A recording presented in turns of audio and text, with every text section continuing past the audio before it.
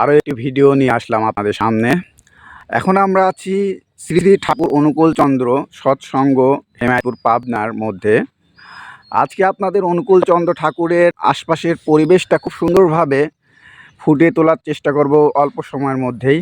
এই যে দেখতে পাচ্ছেন মন্দির, শ্রী মন্দির এটা, আর ওই যে গেট, ওখান দিয়ে ওই গেট দিয়ে আসেন পূজারীরা। ভারত থেকে কিন্তু এখানে হাজার হাজার শত শত মানুষ আসেন।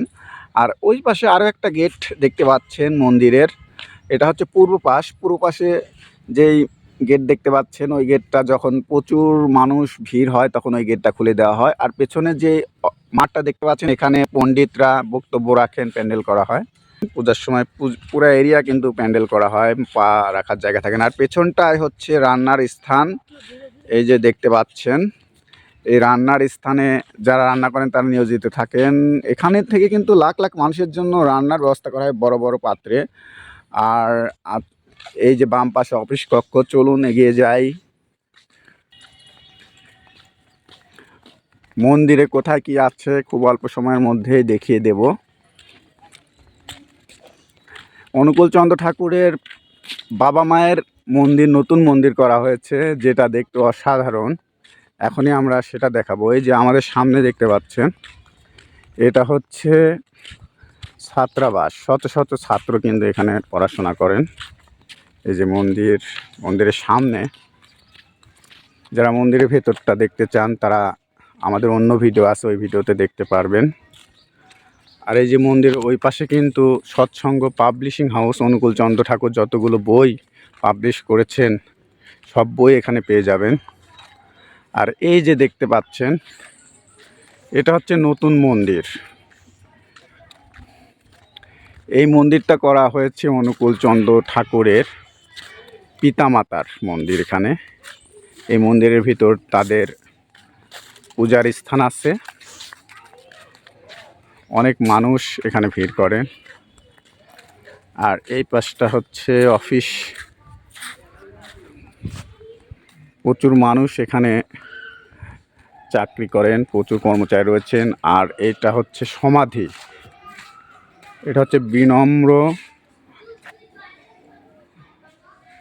আকুলতাই প্রয়াত উপেন্দ্রনাথ সাহা, প্রয়াত কনকলতা সাহা অমর আত্মার প্রতি সদ্গতি কামনায় তারই দাসানুদাস।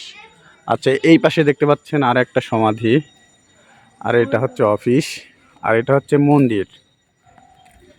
চলুন খুব অল্প সময়ের মধ্যে দেখাবো, যার কারণে দেরি করব না। বিস্তারিত দেখার জন্য আমাদের অবশ্যই কমেন্ট করে জানাবেন যারা দূর দূরান্তে থাকেন। এই যে মন্দিরের ভেতরটা, এই যে তাদের ছবি দেখতে পাচ্ছেন, এখানে তাদের অনেক কথা লেখা আছে। এই পাশে আরও একটা মন্দিরের গেট দেখতে পাচ্ছেন। আর এই পেছনটায় হচ্ছে তার পুকুর, যেখানে তিনি স্নান করতেন প্রতিদিন। চলুন পুকুরটা দেখে আসি। আর পুকুরের ডান পাশে এই যে লেখা, অনেক লেখা আছে, এইগুলো আপনারা পড়ে নিতে পারেন। এই যে অনেক লেখা, এই লেখা থেকে আপনারা তাদের সম্পর্কে অনেক কিছু জানতে পারবেন। এই যে পুকুর দেখতে পাচ্ছেন, শান বাঁধানো পুকুর। এখানে কিন্তু তিনি প্রতিদিন গোসল করতেন, অনেক সময় পার করেছেন এখানে। আপনারা দেখতে পাচ্ছেন, যারা দূর দূরান্ত থাকেন তারা অবশ্যই দেখবেন। এই যে ঘাট, অনেক স্বচ্ছ পরিষ্কার পানি, দেখুন পানি কিন্তু অনেক পরিষ্কার। অনেক শত শত বছর হয়ে গেছে, তারপর পুকুরের পানি এখনও পরিষ্কার। এই যে ঘাট, ওই পাশে একটা ঘাট, এই পাশে একটা ঘাট, এই পাশে। এখানে কিন্তু লাখ লাখ হাজার হাজার মানুষ আসেন অনুকূল চন্দ্র ঠাকুরকে দর্শন করার জন্য। দেখুন তো বন্ধুরা, খুব অল্প সময়ের মধ্যে চেষ্টা করেছি অনুকূল চন্দ্র ঠাকুরের মন্দিরের আশপাশের পরিবেশটা দেখানোর। আশা করছি আপনাদের ভালো লেগেছে। এই ধরনের আরও ভিডিও পেতে আপনারা অবশ্যই কমেন্ট করে জানাবেন এবং লাইক করবেন, চ্যানেলটি সাবস্ক্রাইব করে রাখবেন, যেন আপনাদের আরও এই ধরনের ভিডিও উপহার দিতে পারি। দেখা হবে অন্য কোনো ভিডিওতে। ভালো থাকবেন, সুস্থ থাকবেন।